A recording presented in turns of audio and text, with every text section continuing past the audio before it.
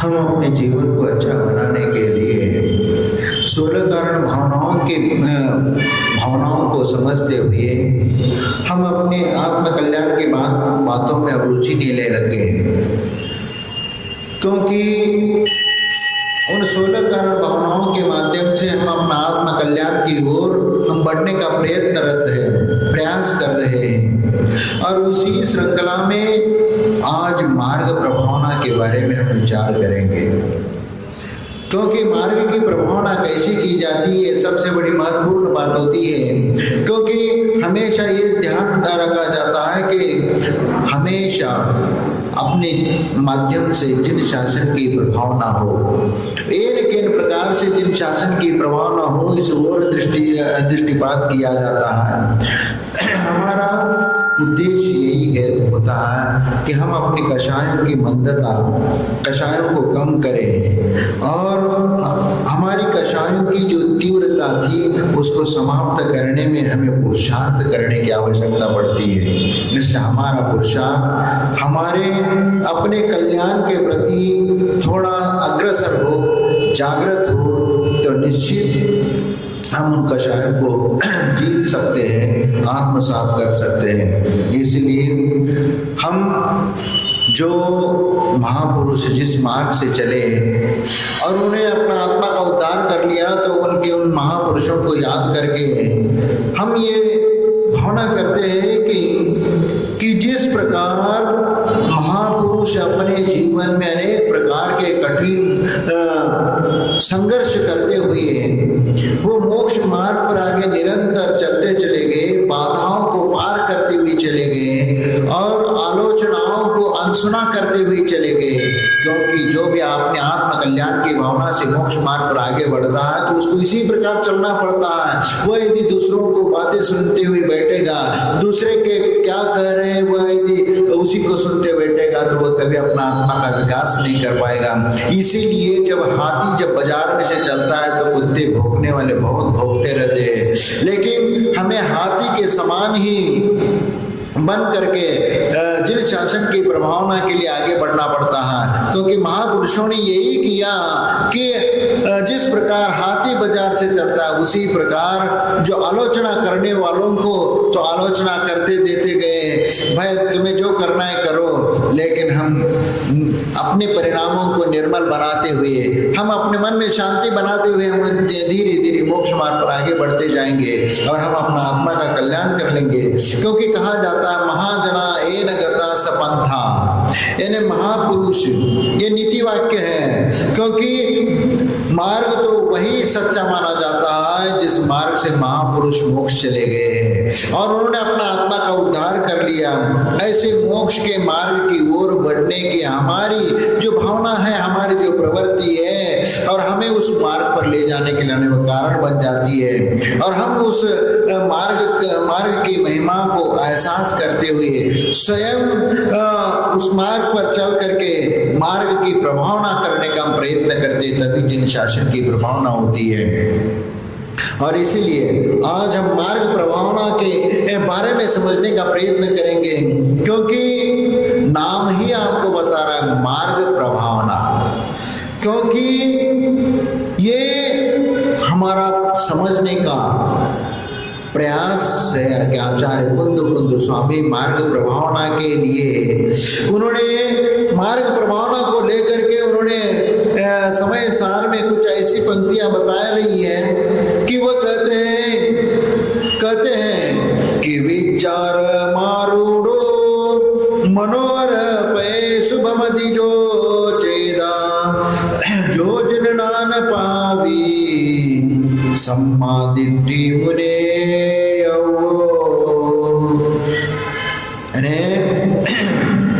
जिनेंद्र भगवान के बताए हुए मार्ग की प्रभावना करने में वह मुनि श्रेष्ठ है जो विद्या रथ यानी आत्मज्ञान के रथ पर आरूढ़ हो करके अपने इंद्रिय व मन को वश करके अपने जीवन को उज्जवल बनाने में लगा हुआ है। वास्तव में सम्यक दर्शन से संपन्न मुनिराज ही जिनेंद्र भगवान के मार्ग की सच्ची प्रभावना करते हैं।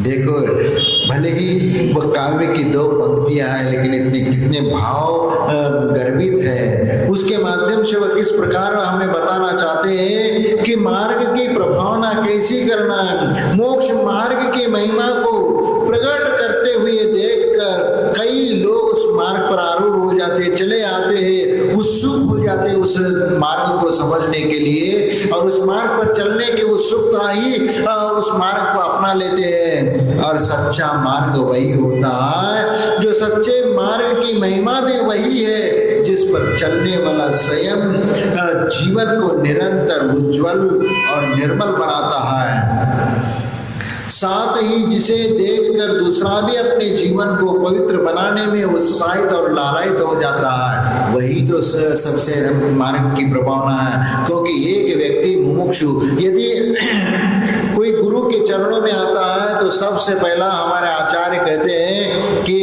जो कुछ वैराग्य भावना लेकर के, आत्म कल्याण की भावना लेकर के यदि कोई जीव आया है तो सबसे पहला उसको मोक्ष का उपदेश देना चाहिए, मोक्ष मार्ग का उपदेश देना चाहिए, मुनि बनने का उपदेश देना चाहिए। क्योंकि यही तो मार्ग है जो उसके लिए आत्म कल्याण के लिए कारण बनता है, क्योंकि उसके जीवन को उद्धार करने वाला होता है। और इसीलिए सन्मार्ग की प्रभावना भी 2 तरह की होती है, बाह्य में भी और अंतरंग में भी। बाह्य रूप से वर्तमान में हम भले ही बाह्य प्रभावना को ही प्रभावना मान लेते हैं, लेकिन वास्तव में सच्ची प्रभावना तो अंतरंग की प्रभावना है। क्योंकि जो सच्ची प्रभावना वही कहलाती जिसमें बाह्य और अंतरंग दोनों का अच्छा सामंजस्य भी हो, दोनों का मेल जोल हो, तो ही वह सामंजस्य हो, अच्छा समन्वय हो, और अपनी अंतरंग भी उसके साथ निर्मल हो, तो अंतरंग की खुशबू अपने आप बाहर आने लगती है। क्योंकि अंतरंग हमारा निर्मल और पवित्र है, तो वह अपने आप अंतरंग प्रभावना के लिए कारण बनता है। और आचार्य अमृतचंद सूरी भी इस प्रकार कहते हैं कि आत्मा प्रभावनीयो रत्नत्रय तेजसा सत्तमेव दान तपो जिन पूजा विद्यातिशेष जिन धर्म। देखो, जिन धर्म की प्रभावना रत्नत्रय के तेज से अपनी आत्मा को प्रभावना युक्त करना चाहिए, वह यथाशक्ति दान देकर, तप धारण करके, जिनेंद्र भगवान की पूजा करके या ज्ञान आदि की महिमा के द्वारा जिन धर्म की प्रभावना यानी सच्चे मार्ग की प्रभावना करनी चाहिए। तो कितनी बड़ी बात यहाँ पर बताने का प्रयास कर रहे हैं। क्योंकि बाह्य और अंतरंग में कितना समायोजन इसमें किया गया है। क्योंकि स्वयं रत्नत्रय धारण करके अपने अंतरंग को निर्मल बनाना, और बाह्य में जो निर्मलता के साधन है उनके माध्यम से जिन धर्म की प्रभावना करना है, और वो करने का प्रयत्न करते हैं। बाह्य में दिखाई देने वाले तप है, जप है, दान, पूजा, व्रत, नियम और ज्ञान, ध्यान आदि सभी अंतरंग को निर्मल बनाने वाले ये सशक्त साधन है। और इसीलिए पहला अंतरंग विशुद्ध और निर्मल हो तो आत्म साधना करने में, अंतरंग को निर्मल बनाने में वो सहायक बन जाता है, वरदान से प्रभावना होती है। लेकिन संक्लेश पूर्वक या अहंकार वश या ख्याति की आकांक्षा को लेकर के दिए गए दान से प्रभावना मानना ही अच्छा नहीं माना जाता। क्योंकि दान तो ऐसा दिया जाना चाहिए जिससे स्व और पर का कल्याण हो, जिसे देने से मन प्रसन्न हो, निर्मल हो, पवित्र हो। दानम देयम मन हर्ष विषेखे, यानी दान देने से मन हर्षित होता है, दान देकर मन कितना प्रफुल्लित होता है। दान देने वाले और लेने वालों का मोक्ष मार्ग प्रशस्त हो जाता है। इन सब बातें देखो कितनी कितना महत्वपूर्ण बात होती है कि राजा श्रेयांस ने सबसे पहले दान दिया था और दान के रूप में राजा श्रेयांस को याद किया जाता है, क्योंकि भगवान वृषभ देव के हाथों में आहार देकर अपने हाथ पवित्र कर लिया।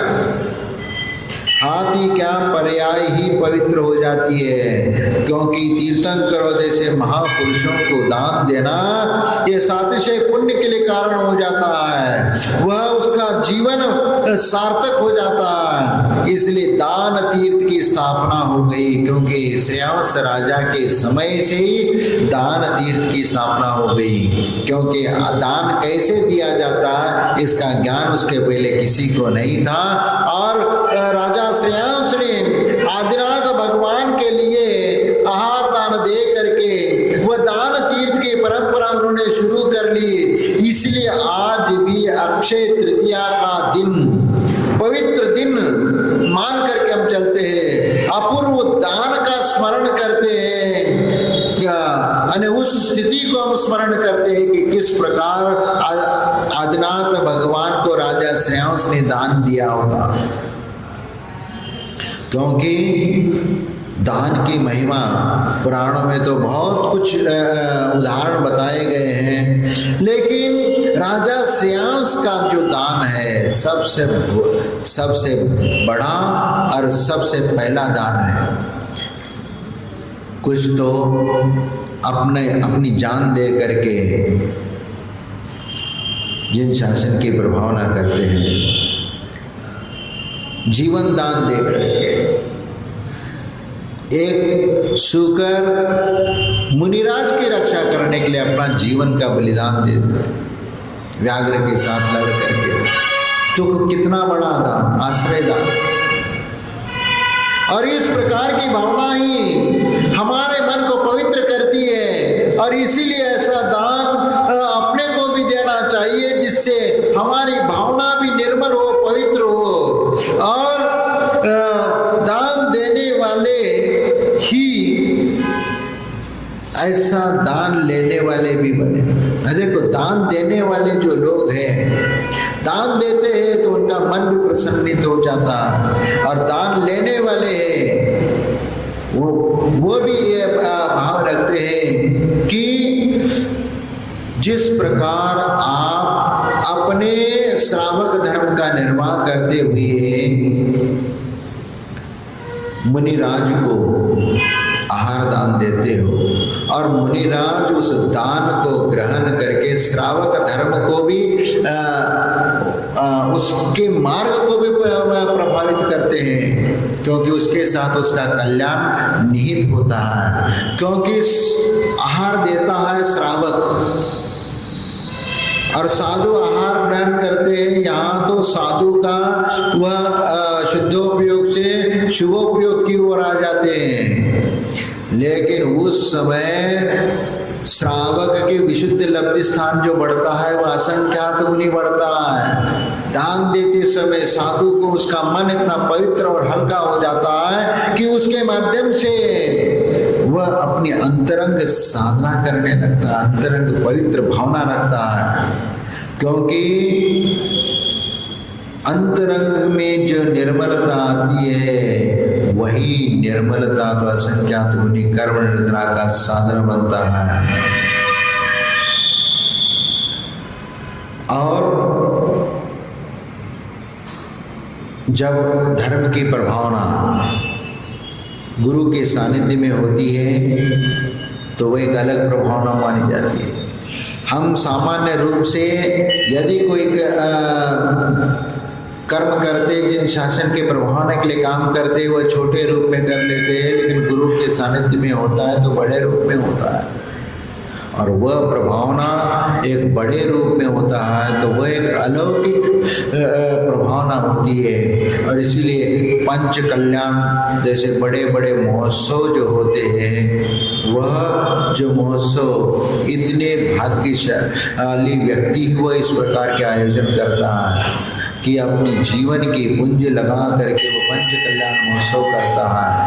ऐसा पहले के ज़माने में अकेले व्यक्ति मंदिर का निर्माण करके उसका पंच कल्याण महोत्सव कराते थे और पूरे समाज उसमें इन्वॉल्व हो जाता था। जिसको खड़ा होना है हो जाओ, सब खर्चा अपनी तरफ से। कितना बड़ा पुण्य व कर्म करता है, देखो विचार करो। और उस जमाने में ऐसे कई सालों बाद, वर्षों बाद गांव में पंच कल्याण होता था और एक मंदिर का निर्माण हुआ अपने पैसों से, अकेला व्यक्ति करा करके जब उसका पंच कल्याण करता है तो उस धर्म की प्रभावना कितनी होती है। और वह व्यक्ति, अकेला व्यक्ति फिर वह समाज को सुपुर्द करता है, या उसके नाम से भी रहे तो भी समाज के सब लोग जा करके वहाँ पूजा पाठ वंदना करके अपना जीवन को सार्थक करते हैं। क्योंकि यह जो उनकी पवित्र भावनाएं होती है, जिन शासन की प्रभावना, आप विचार करो बुंदेलखंड में एक इसका प्रचलन रहा है कि वहाँ यदि कोई व्यक्ति अपना स्वयं अपने धन से मंदिर बना करके और पूजा पाठ करता है, पंच कल्याण महोत्सव करता है, तो उसके लिए सिंगई पद दिया जाता। सिंगई कहलाता था कि इसने अपने जीवन में एक पंच कल्याण महोत्सव मनाया, इसलिए सिंगई पद दिया जाता है। और यदि अपने जीवन काल में यदि 2 बार पंच कल्याण करता है तो वह सवाई सिंगई हो जाता है। और आज भी ऐसे बुंदेलखंड में सवाई सिंगई अपने नाम जोड़ करके ये करते, क्योंकि वो पद एक सम्मानीय पद माना जाता था, जिससे जिन शासन की प्रभावना होती है, उस कुल और उस वंश की प्रभावना होती है। क्योंकि हमारे कुल में सवाई सिंगई है, सिंगई परिवार है, कोई बोलता है सिंगई परिवार, कोई सवाई सिंगई परिवार है। क्यों? क्योंकि उस समय उन परिवारों का दबदबा ऐसा होता था और अपने प्रभुत्व से समाज में इस प्रकार की वो प्रतिष्ठा प्राप्त करते थे। और इसीलिए हर समाज में उनकी महत्ता बढ़ती है। कोई भी अनुष्ठान पूजा होता है तो सब लोग उनको पहला निवेदन करेंगे। आप लोग मालूम है कि धर्मस्थल में हेगड़े जी है, वह हेगड़े, उनका परिवार जो है 300 वर्षों से वहाँ एक जीवन में एक ऐसी घटना हुई थी और उससे वह एक मंजूनाथ का मंदिर है, उसका वहाँ पर वह सब देख रेख उन्हीं के अंडर में होता है और अजैन लोग हजारों लाखों लोग आते हैं। और वह देखो मार्ग प्रभावना करने का उनका स्वयं अपना निजी मंदिर भी है। वह जहाँ रहते हैं उस मकान में हम स्वयं दर्शन करके आए हैं और अलग से मंदिर है और उसमें सोने की प्रतिमा भी है और उसमें वो मंदिर करते। इसके अलावा धर्मस्थल क्षेत्र के नाम से वहाँ पर एक कितनी 40 या 41 फीट की खड़गासन प्रतिमा है। हाँ उसका, और जो भी पूजा होगी उन्हीं के नाम से होगी। वहाँ धर्मस्थल में किसी भी मंदिर में, किसी भी मंदिर में पूजा करेंगे तो सबसे पहला वह हेगड़े जी के नाम से ही वह पूजा होगी। धर्मस्थल उन्हीं के नाम से पहला पूजा में जो नाम लिया जाएगा उन्हीं के नाम से लिया जाएगा। इतना वर्चस्व, एक राजा के समान वह वहाँ पर रहता है। और वहाँ पर प्रतिदिन 10,000 लोगों को भोजन की व्यवस्था, दान, कोई पैसा नहीं लेता हो। और इतने लोग आ करके प्रतिदिन, क्योंकि वहाँ मंदिर के पूजा करने आते, मुंडन करने आते, बहुत जिसकी नई शादी होती है, यहाँ तक कि वहाँ ऐसे हजारों लोगों की शादी वो कराता है हेगड़े परिवार। वह सिर्फ अजय, कोई जैनी नहीं, सब अजैन भी उसमें सब आ करके उनके लिए वह हर जोड़े को वह साड़ी है, मंगलसूत्र है, ये है और बहुत कुछ उनको गिफ्ट भी देता है हर जोड़े को। और जो शादी बारात में वहाँ तो भोजनशाला तो दानशाला तो खुली हुई है, वहाँ 10,000 एक बार में बैठ करके भोजन कर सकते, इतना भोजनशाला बनाई गई है। और इतना स्वच्छ सुंदर, एक मक्खी भी भीतर नहीं आ सकती, सब आधुनिक ढंग। और जिस समय हम गए थे उस समय वह बन रहा था वह धर्मशाला, 10,000 लोग बैठ करके एक पंगत में बैठ करके 10,000 लोग भोजन कर सके। उसके पहले का जो था उसमें तो हम देख लिया था, तो उसमें थोड़ा सा कम लोग आते थे, इसलिए क्योंकि वहाँ की भीड़ और ये देख करके उन्होंने 10,000 लोग एक बार में बैठ करके। और वहाँ ऐसा नहीं, वहाँ ट्रैली चलती है, ट्रैली में से, और मशीन जो है ना, 1 घंटे में सबका भोजन, हजारों लोगों का भोजन तैयार हो जाता है, सब मशीनरी से। चावल कोई बचेगा, दाल भी होगा, सब सब्जी भी बने, जो बनेगी वह आधा घंटे में तैयार हो जाएगा सब। इतना वहाँ वर्किंग ये है, स्पीड है वहाँ पर। यदि 1,00,000 लोग भी आ जाए तो भूखे नहीं जाएगा वहाँ से। वहाँ तुरंत उन लोगों की व्यवस्था हो जाएगी, उतने लोगों के भोजन की। यही तो है मार्ग प्रभावना, क्योंकि धर्म की प्रभावना करता एक जैन व्यक्ति है, सबके लाने भोजन परोस रहा और इतनी धर्म प्रभावना करा। अजैन लोग भी, अब यहाँ तक कि राजनेता लोग भी उनसे कहा कि भैया तुम हमारे पार्टी से लड़ लो, टिकट ले लो, लेकिन वो किसी पार्टी से नहीं लड़ता। उनके पास सब, इंदिरा गांधी भी गई और सभी जितने भी प्राइम मिनिस्टर हैं सब उनके घर में जा करके विजिट करके आए।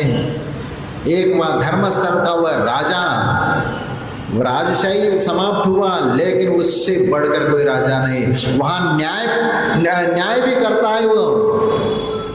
यदि कोई किसी परिवार में झगड़ा हो जाता है तो वो वहाँ पर जाते हैं, 1 या 2 बार में ही वह रिजल्ट उसको दे देता है। यदि मियाँ बीवी में झगड़ा होगा, जो भी हुआ, क्या प्रॉब्लम है, क्या है, इसलिए वहाँ लाइन लगी रहती है वहाँ तो, क्योंकि अब इतनी भीड़ होती है वह न्याय देने के लिए कि पहले तो शुरू में तो कम लोग आते थे, लेकिन अब वो धीरे धीरे जैसे वो ये करने लग गए और जो न्याय वो देना शुरू कर दिया तो लोगों की संख्या बढ़ने लग गई। कोर्ट में जा करके केस करके न्यायालय में वह न्याय पाने के लिए सालों बरसों लग जाएंगे, लेकिन यहाँ पर उनको 1, 2, 3 बार में ही उनका वो रिजल्ट मिल जाता है। या पहली, और यदि छोटा मोटा होगा तो तुरंत भी मिल जाता है। तो इस प्रकार उनके ऊपर इतना विश्वास कि भाई ये कह देंगे तुम इतना नारियल इतना चढ़ा देना वहाँ मंदिर में, इतना ये कर लेना, और आपस में मेलजोल करके तुरंत उसका, और उसके ऊपर विश्वास है। और ये जो निर्णय करेंगे वो झूठ नहीं होगा। कोर्ट के ऊपर इतना विश्वास नहीं हो सकता उतना इनके ऊपर विश्वास करते कि ये जो न्याय करेंगे। और ये परंपरा 300 वर्ष से चल रहा है, उन्हीं की पीढ़ी चलती आई है। और इसलिए जिन शासन की प्रभावना जो की जाती है तो वही देखा जाता है कि प्रभावना। अब ये देखो, इतिहास में देखोगे तो भामाशाह का दान ये भी आपको प्रसिद्ध है, क्योंकि उन्होंने जब राजस्थान में महाराणा प्रताप जब युद्ध में वह जंगल में चले जाते हार करके, यानी उनकी स्थिति ऐसी हो जाती है कि वैसे तो उनको हारा माना जाता है। इतिहास में तो उस युद्ध में हार गए थे, लेकिन उस युद्ध का निर्णय नहीं हुआ था, हार जीत का निर्णय नहीं हुआ था। उस समय उसका घोड़ा चेतक उसको ले जा करके वह उनको सुरक्षित जा करके बचा था, क्योंकि वहाँ पर संकट की घड़ी थी, मुश्किल था।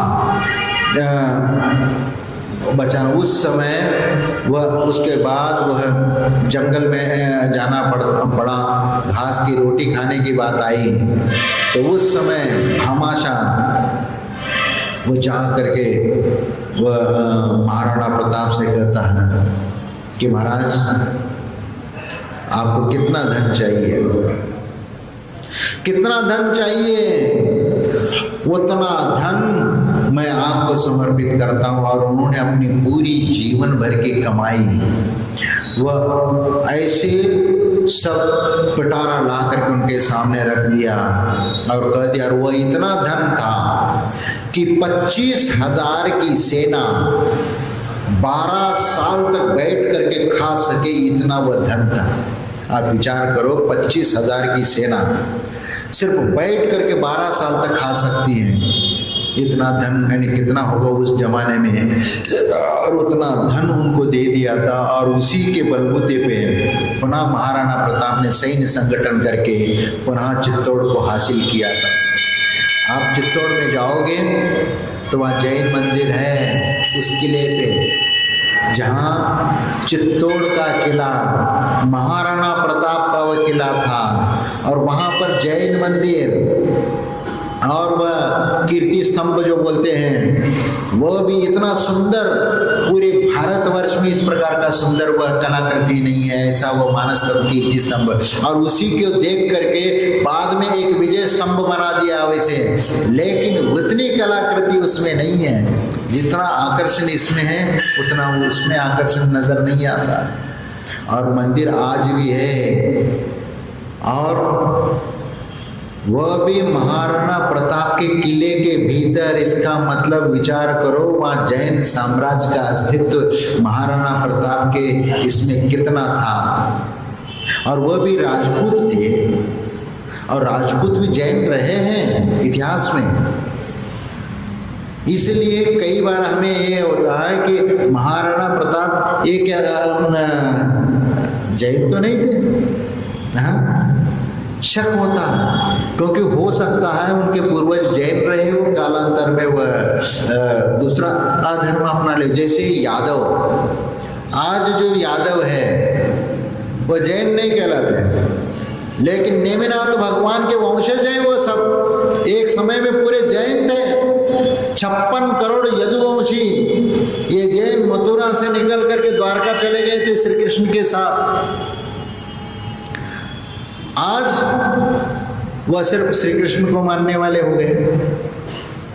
कोई ना कोई ऐसे बीच में घटना हुई, जो कोई ऐसा व्यक्ति ने आकर के उसकी महत्ता ये कर दी, तो कुछ लोग उसके साथ हो गए, तो अपने आप को वो अलग स्वीकार करने लगे। इसी प्रकार दिगंबर श्वेतांबर सब एक ही में थे। और इतने सारे पंथ, आज तो कितने सारे पंथ हो गए। ये जैन शब्द भी अर्वाचीन है, ये कोई प्राचीन नहीं है। पूर्व आदिनाथ भगवान के समय जैन शब्द कहीं था ही नहीं। वहाँ वह परंपरा का जो उल्लेख आता है वह श्रमण परंपरा का उल्लेख आता है, एक निवृत्ति मार्ग और प्रवृत्ति मार्ग का उल्लेख आता है। वेदों में भी इसी प्रकार का उल्लेख आता है। और स्कंद पुराण में आदिनाथ भगवान का उसमें चौथे 5वें स्कंद में 2-2.5 अध्याय में पूरा आदिनाथ भगवान का वर्णन है।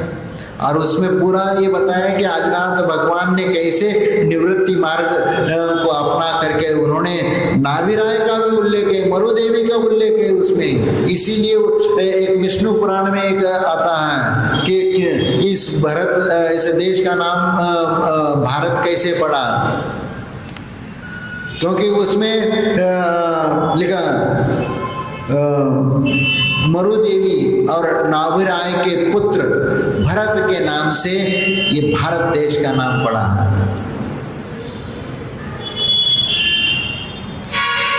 तो इसीलिए जब धर्म प्रभावना की बात आती है तो उसमें इन बातों का ध्यान रखा जाता है। और दान, अब एक झगड़ू शाह हुए गुजरात में, झगड़ू शाह, और उन्होंने कई गोदाम धान के भरे हुए थे, इतना धान भरे हुए थे कि पूरे राज्य की जनता भी वह खा पी ले तो भी कमी न पड़ेगी, इतना वह संग्रह करके रखा जाता। एक बार वहाँ गुजरात में अकाल पड़ा, तो अकाल पड़ा तो वहाँ के महाराजा ने क्योंकि जो भी गोडावन थे जिसमें धान्य रखे जाते थे, ऐसे जिनके पास है उनके पास से लेकर के जनता जो भूख से मर रही थी उनके लिए वो देना शुरू कर दिया। लेकिन उनके पास इतना धन नहीं था राजा के गोदाम में, तो उनको मालूम पड़ा कि झगड़ू शाह के पास बहुत बड़े बड़े गोदाम हैं धान के, तो उनसे कुछ मांग करके ले आते हैं। ऐसा कह करके उन्होंने झगड़ू शाह के पास अपने आदमियों को भेजा और वहाँ जा करके उनसे कहा कि भाई तुम्हारे गोडावन में इतना सारा धान्य है और अकाल पड़ा है, तो अकाल के लिए कुछ समय के लिए आप ये धान दे दें ताकि इस धान्य से जनता को भूखमरी से हम बचा सकते हैं, और इसलिए वह धन दे दीजिए। उन्होंने बोला कि भाई मेरे पास कोई धन नहीं है, धान्य नहीं है, गेहूँ वगैरह जो भी है वह मेरे पास नहीं है। और इधर दानशाला इनकी शुरू है और हर जगह उनकी दानशाला चल रही है, और इधर राजा आ जाता है तो राजा को ऐसे मेरे पास तो धान्य है नहीं है, तो राजा के पास मौजूद है इनकी यहाँ पर दानशिला चल रही, वहाँ पर चल रही, वहाँ पर चल रही, और इसके पास इतना सारा धान्य है और ये मना क्यों कर रहा है, मेरे पास कोई धन नहीं है, धान्य नहीं है। तो फिर राजा स्वयं आ जाता है, भाई तुम्हारा नाम तो इतना सुन रहे हैं कि तुम्हारे पास तो इतना सारा धन है, कई गोडाउन तुम्हारे धान्य से भरे हुए है, और तुम कहते हो कि मेरे पास धान्य नहीं है। तो झगड़ू शाह राजा से कहता है कि महाराज आप स्वयं जा करके देख लीजिए, मेरा तो है नहीं कुछ भी। तो चलो एक गोडाउन में चले गए, वहाँ जा करके देखा पूरा भंडार भरा हुआ खचाखच धान्य का। तो राजा कहता है कि ये क्या है, ये इतना सारा धान्य यहाँ पर पड़ा और कहते हो कि मेरे पास कुछ भी नहीं है, तुम राजा से झूठ बोल रहे हो। महाराज मैं क्यों झूठ बोलूँगा, ये है ताम्रपत्र, ये ताम्रपत्र ये लिखा हुआ है, देख लीजिए इसमें क्या लिखा है। राजा वह ताम्रपत्र लेता है, क्योंकि हर गोडाउन में वह ताम्रपत्र लगा हुआ था कि अकाल ग्रसित लोगों के लिए ये धान्य उनके लिए है, ये मेरे लिए नहीं है, यह मेरा नहीं है, मेरा कोई इसका अधिकार नहीं है, उन सभी लोगों के लिए है। राजा उस ताम्रपत्र को पढ़कर गदगद हो गया कि वह जिस अकाल को लेकर के वह चिंतित था, वह अकेला एक व्यक्ति ने पूरी वह अकाल पीड़ित लोगों की वह समस्या को हल कर दिया।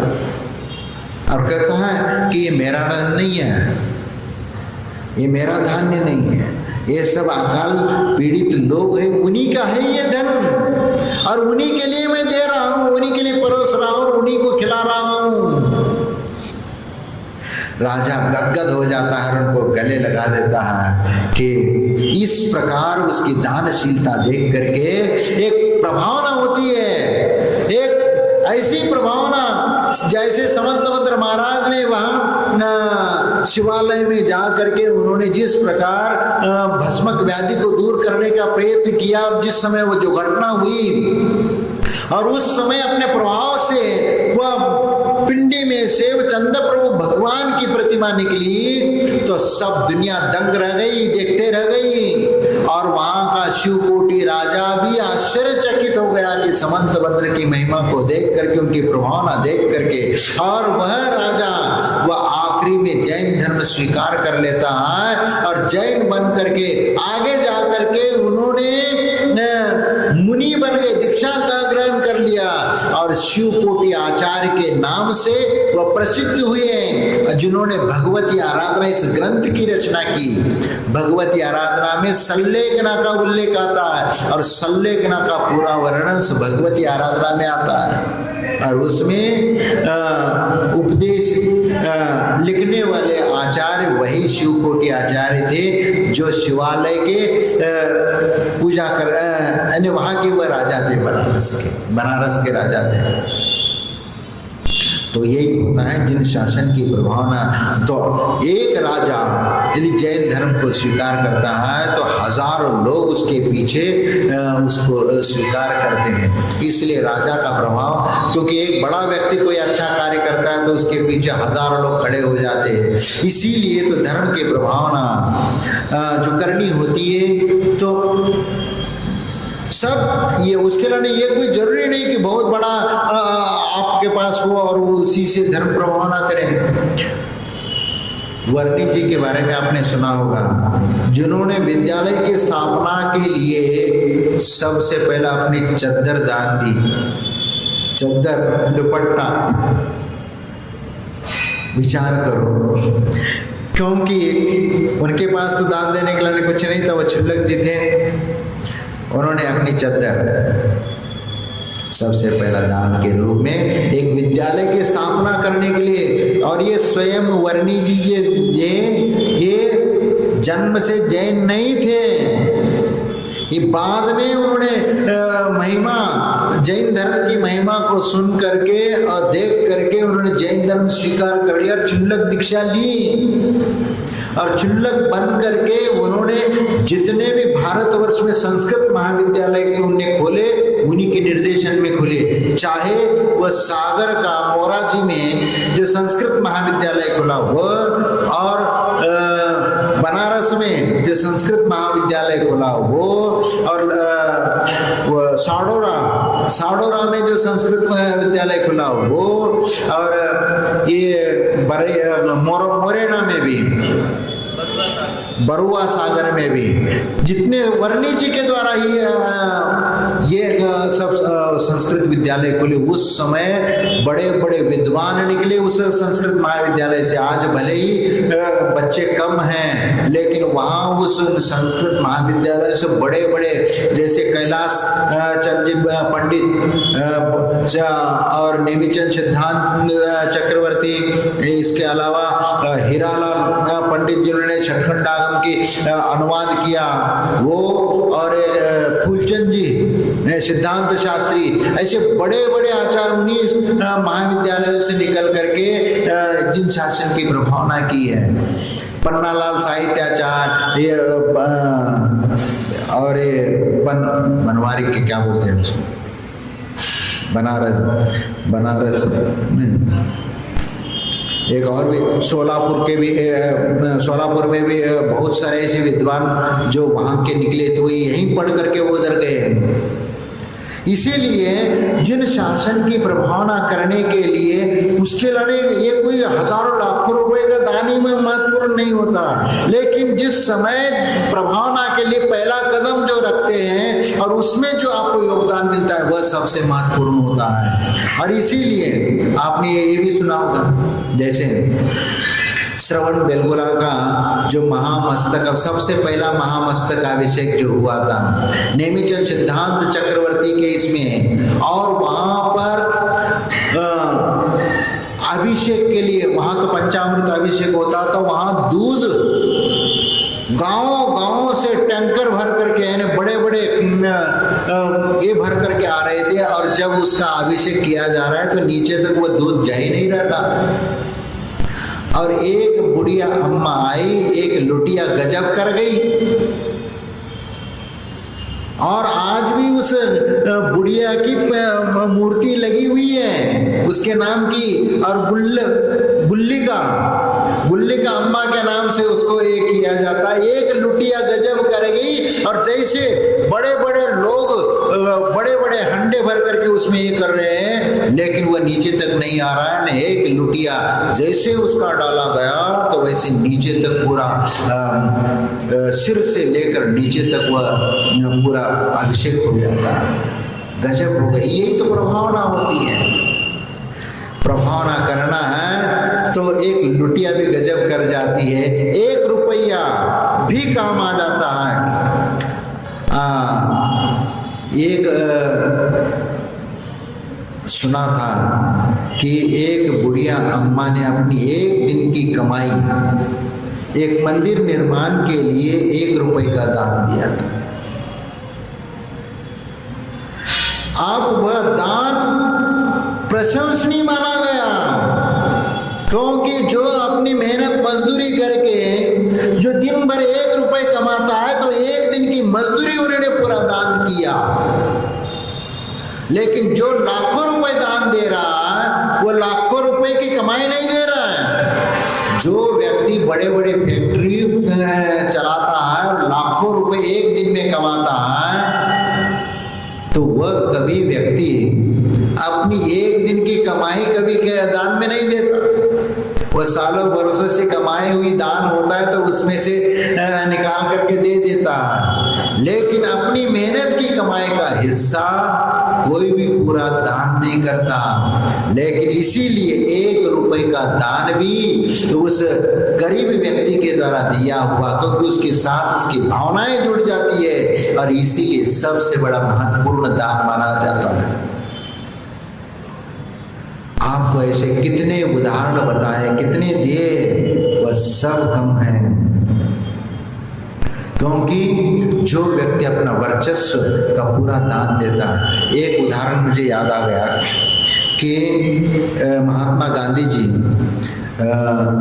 एक आंदोलन चला रहे थे, और उस समय मुंबई में उनका वो एक अधिवेशन और ये चल रहा था, देशभक्ति को लेकर के स्वतंत्रता के लिए लड़ाई में योगदान करने को लेकर के वहाँ सभा थी। और उस समय जबलपुर में एक परिवार था, और वह बाप अपने बेटे को दुकान खोलना चाहता था, और उसको एन केन प्रकार से, क्योंकि किसी ना किसी रूप बच्चे को एक दुकान खुला देंगे तो उसमें उसका मन लगेगा, काम धाम शुरू कर देगा। क्योंकि वैसे काम धाम करता नहीं था, इसलिए उसको दुकान खोलने के लिए 10,000 दिए और कह दिया जाओ मुंबई से कपड़ा लेकर के आओ और अपनी दुकान खोलो। और उस समय वह लड़का मुंबई चला जाता है 10,000 लेकर के, और वहां जाकर के संयोग से महात्मा गांधी का संबोधन चल रहा था। देश स्वतंत्रता संग्राम के लिए वहां बहुत सारे दान लोग दे रहे थे। तो उस समय वह गांधी का भाषण सुन करके इसके मन में भी योगदान देने की बात आ गई, और 10,000 रुपए सीधा उन्होंने उस फंड में लगा दिया, और खाली हाथ लौट करके आ गए। और आ करके घर आए तो खाली हाथ आए तो बाप ने पूछा कि भाई तुम्हें दुकान खोलने के लिए पैसा दिया था, कपड़े लाने के लिए दिया था, क्या हुआ? तो वह थोड़ा सा हिचकिचाहट करने लगा, वो नहीं हुआ। फिर क्या कर लिया 10,000 का? उन्होंने कहा कि मैं वहाँ महात्मा गांधी के इसमें हुआ आंदोलन में मैं 10,000 दे करके आ गया। बाप ने कहा बेटा जिंदगी में तुमने एक अच्छा काम कर लिया, अभी तक तो तुमने कुछ अच्छा काम नहीं किया, लेकिन ये अच्छा काम किया। दुकान खुले ना खुले उससे कोई बात नहीं, लेकिन तुमने देश के लिए अपना वह जो योगदान दिया वह सराहनीय है, वह सम्माननीय है, और इसीलिए हमेशा तुम्हें इतिहास में तुम्हारा नाम लिया जाएगा। और स्वतंत्रता संग्राम में जैनियों का योगदान में वो कहानी उसमें है लिखी हुई है जबलपुर की उस प्रसंग को। और इसीलिए जो छोटा सा भी दान होता है तो उसकी चर्चा इसलिए होती है क्योंकि बाप ने कहा कि कोई बात नहीं, दोबारा दुकान तो बाद में भी खुल जाएगा, दोबारा पैसा कलेक्ट करेंगे और दुकान खोल देंगे, उसकी कोई चिंता नहीं। लेकिन जो आपने एक अच्छे स्थान पर दान दिया वह सबसे महत्वपूर्ण है। और इसीलिए ये दान निर्लोभ वृत्ति का प्रतीक माना जाता है। निर्मल भावना के साथ जो दी जाती है वह दान ही परोपकार का काम करती है। और इसलिए ऐसे उपकार करके देश के लिए, देश की जनता के लिए अपने बहुत बड़ा उपकार किया उसने। इसीलिए ऐसे प्रसंगों को हमें याद करते हुए जिन शासन की प्रभावना कैसी होती है, इन प्रसंगों से भी मालूम पड़ता है कि जिन शासन की प्रभावना सिर्फ एक दायरे में नहीं होती, उसके अनेक स्थान है, अनेक दायरे हैं। और उन दायरों से जिन शासन की प्रभावना करते हुए आगे निकलेंगे तो निश्चित हमारे जीवन में भी ऐसी प्रभावना होती है।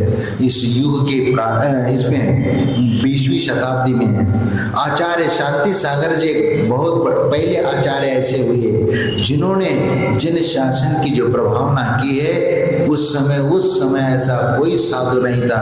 पूरे भारत पर भ्रमण करना उस समय कितना दिक्कत थी, क्योंकि निजामशाही कई जगह थी।